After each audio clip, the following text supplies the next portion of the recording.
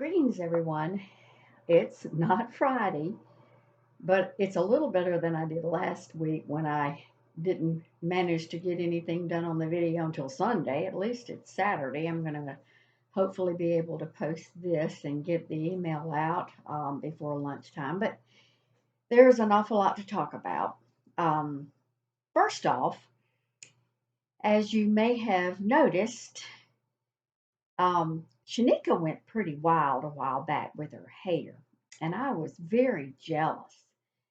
Uh, she did some pretty crazy things, so I just decided to dye mine white.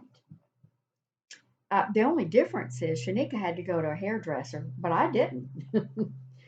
So this is it. This is au naturel.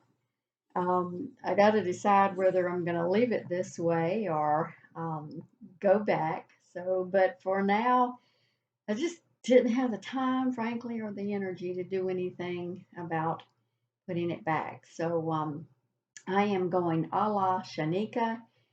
Although hers was much more colorful than mine, it's kind of uh, a departure from the norm. But anyway, so first off, Monday is a big day. We go live on our new EHR ECW. And I know that this has been an extremely hard implementation. You've had to be trained for a brand new EHR called ECW, eClinical Works, in a virtual manner. And that's not easy. That hasn't been easy. And that's going to make implementation probably even a greater challenge.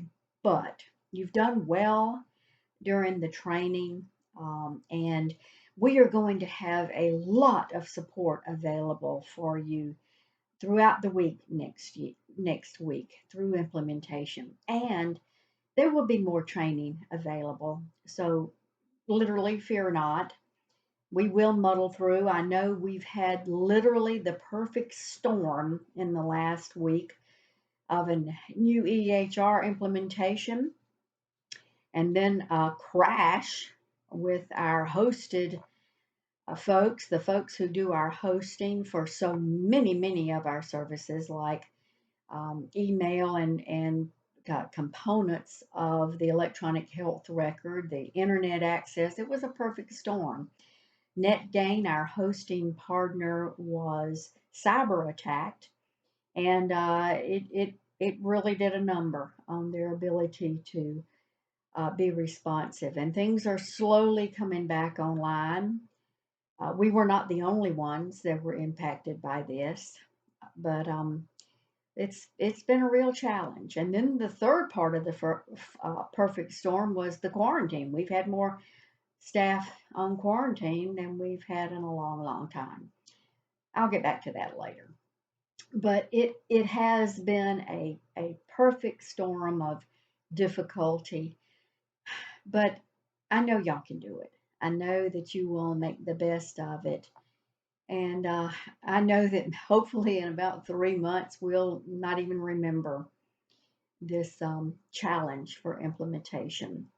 So hang in. Remember, we've got a lot of support that's going to be available to you.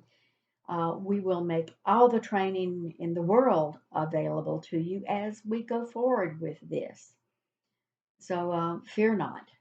It's going to be okay.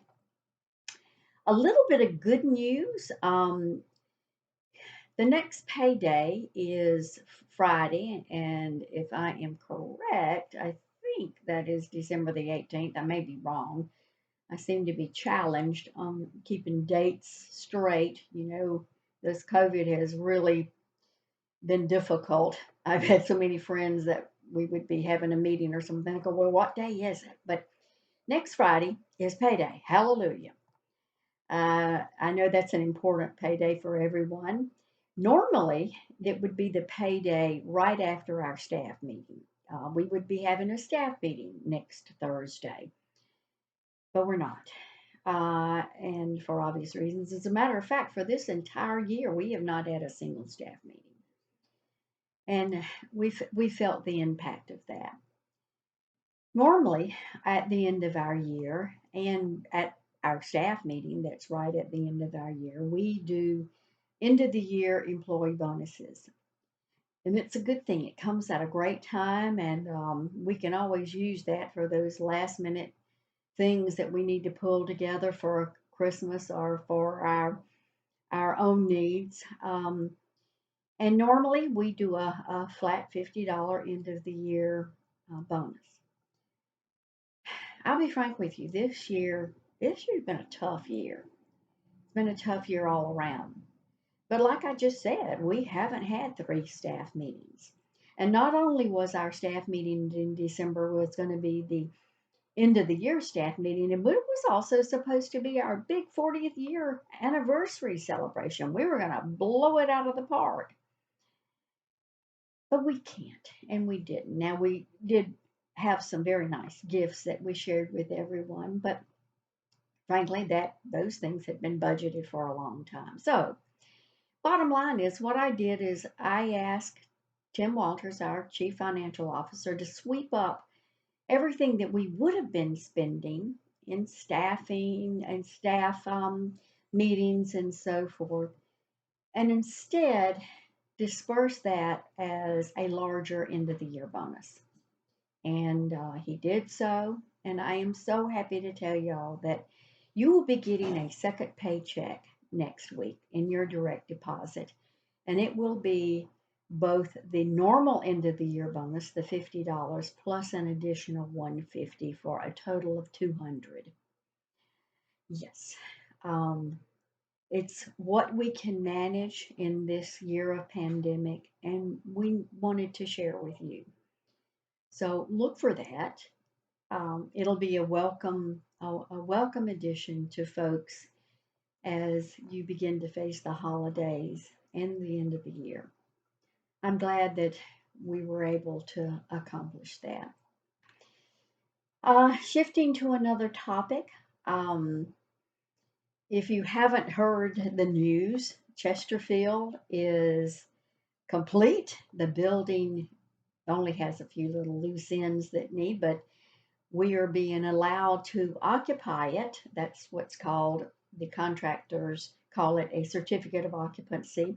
It is technically released to us, and we have had HRSA's approval. Now, HRSA's approval couldn't, although it's in place, but we couldn't just say, oh, we got it, so we're going to move tomorrow.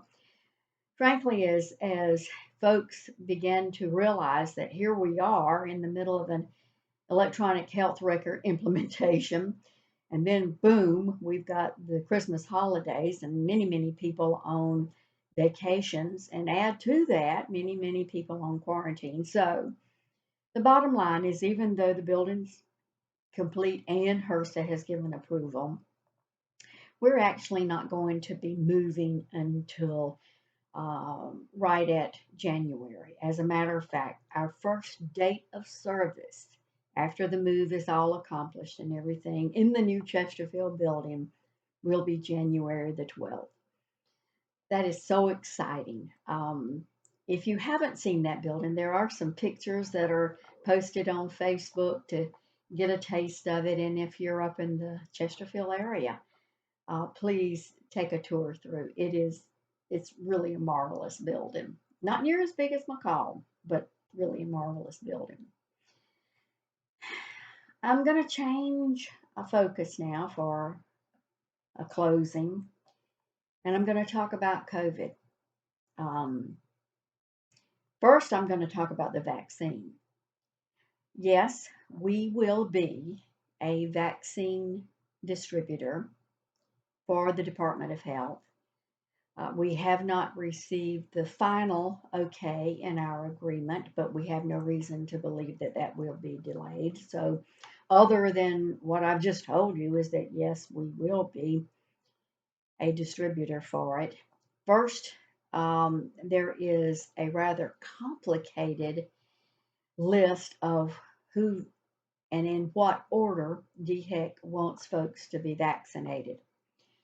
So I'm not going to go into that. I am going to actually attach that to the email that will have the link for this video in it so that you can take a look at the latest word. It is also posted on the DHEC web page.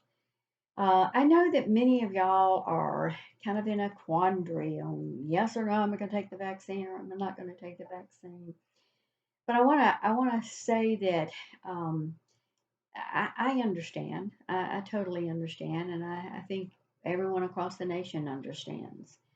But I think it's pretty evident that to the best that they can, the FDA has made every effort to assure that this vaccine will be a safe one and an effective one. It is 2 doses, but after the second dose, we are being told that within 10 days it will be effective, and that will be a wonderful thing if we can get an effective vaccine within a period of time to really help us go into 2021 with a much better outlook for the coronavirus. And we need it. We need a much better outlook because, to my knowledge, in the last week alone, we've had 5 more staff test positive for coronavirus. That means since Thanksgiving, we've had the largest than ever number of staff who have tested positive, 18. Now, on Monday, when we have our task force meeting, I may learn about even more that have happened since Thursday. So that number may go up. That is absolutely terrifying. Uh, it is terrifying in so many ways. Not only that people could be and will be and possibly already are sick, but the spread on that. As I've looked at the numbers of our employees that are on quarantine, and I'm continuing to watch that go up, and you know that it's affecting you. You know when you try to go to work and get ready to do your job, and you wonder where is Susie? Where is Ann? And you're told, well, she's on quarantine. That makes your job much, much harder. We understand. We've had to close sites. We've come within a hair's breadth of having to shut down pharmacy locations. Some departments have actually had to close. It is a very, very difficult time. You're on quarantine. If you're on quarantine, you're there for a couple of reasons. Number one, you've tested positive. You might not have known you tested positive, but you've tested positive. Or you've had an exposure to someone who has tested positive. Folks, that's a serious, serious situation. Being on quarantine is very, very important. If you are positive and on quarantine, you should be literally keeping away from the rest of your household. Maybe they have a chance of avoiding getting sick and testing positive. If you stay sequestered, stay in your room or stay away from everyone. If you're quarantined from an exposure, you should still be in your own house. And that is not happening. We are learning about folks that are on quarantine, and we find out they're in the car going to places with other people sharing the car with them that are not in their immediate household. They're even out doing public things. That is completely baffling why that would happen with folks that know the seriousness of this disease. Being told that you are on quarantine, whether it's for exposure or whether it's because you're positive, is a serious, serious thing. It doesn't mean that you can run around and do anything you want to do. Please. I asked the management staff on Thursday to implement a zero tolerance policy around behaviors affecting the coronavirus. Behaviors like violating quarantine, behaviors like not adhering to masking protocols, behaviors like not adhering to social distancing requirements. And what that zero tolerance policy or procedure means is that these behaviors will result in written disciplinary actions. That's tough. That's pretty harsh. But frankly, we've been put in this situation by y'all, by the continual behaviors, whether it's in quarantine or whether it's in your adherence to mask or whether it's in your adherence to social distancing, eating in lounges all together, eating in offices all together. We're hearing about that all across the organization. This is what we have to do. It is a zero tolerance policy.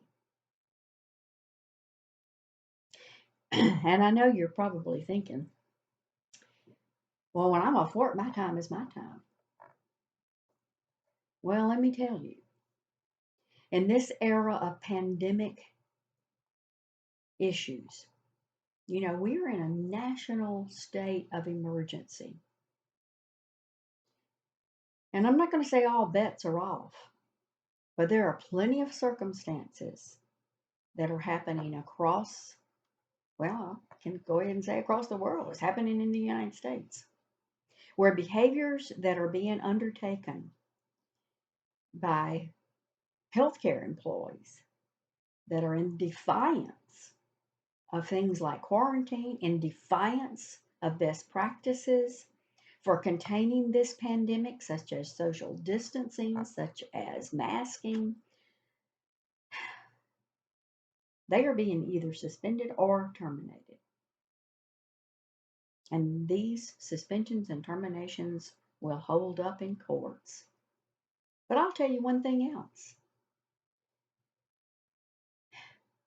I don't want employees to be a part of CARE South Carolina that are in defiance of quarantine requirements, that are in defiance of things that we know will curb this pandemic, such as masking and social distance. Those people, frankly, are not the type of employees that should be working at CARE South Carolina. We have a mission to improve the health and well-being for everyone. We have a mission to improve the health and well-being for everyone. If we're not doing that, we are not following our own mission. And frankly, as your CEO, I cannot allow that. The board of directors will not allow that. So, do the right thing. You know what the right thing is. If you don't know what the right thing is, I've told you many a resource to be able to discover that. I will put it again in my email. Go to mycovidrisk.app and do an analysis. If you've got a question on whether you're going to have a backyard barbecue with folks, it'll tell you. It'll tell you what your risk is. If you have a question on whether you can invite 20 family people over for a Christmas party or something, go to mycovidrisk.app. It'll tell you. You know you've been given every resource. Do the right thing. CARE South Carolina now has a zero tolerance for not doing the right thing. Please, people, we want you healthy. We need you healthy. We want the community healthy. We want to end this pandemic, get out of this healthier and stronger than we were. But we can't do it without you. Stay safe. Stay well. Bye bye.